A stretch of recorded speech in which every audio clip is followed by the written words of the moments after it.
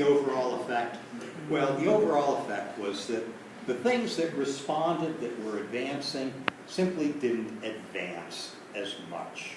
And in Leopold's comparison with his grad students, the difference in dates over 40 miles pretty much disappeared. You wouldn't expect, actually, over such a short distance that there would be a very detectable difference. So the latitudinal effect that Aldo described pretty much disappears, and in Nina's conclusions, things still advanced. It just didn't advance quite as much as her simple comparison of means had suggested. There's still solid evidence that many species are responding, though.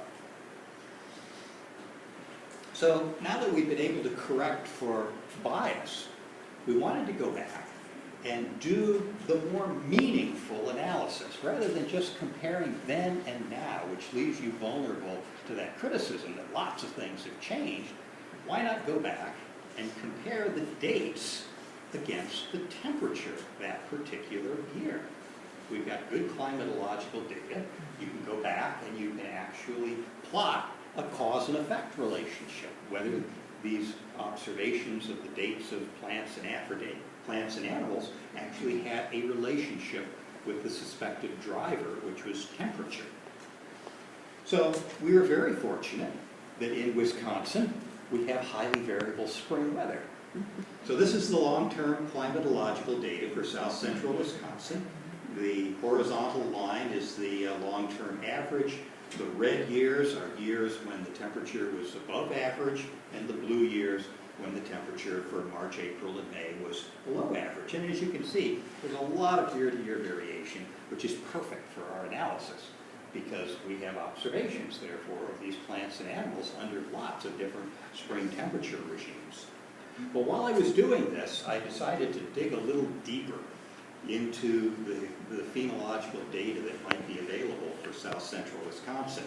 And I discovered that one of Leopold's colleagues, a person named Bill Shorger. How many of you would recognize the name Bill Shorger? I know a couple of you will.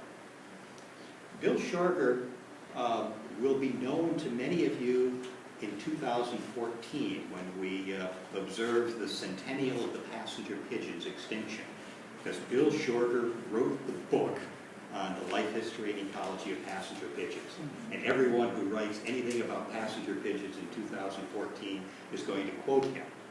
He was a contemporary of Leopold's, lived in Madison his whole life, and he began keeping phenological records in earnest in 1908.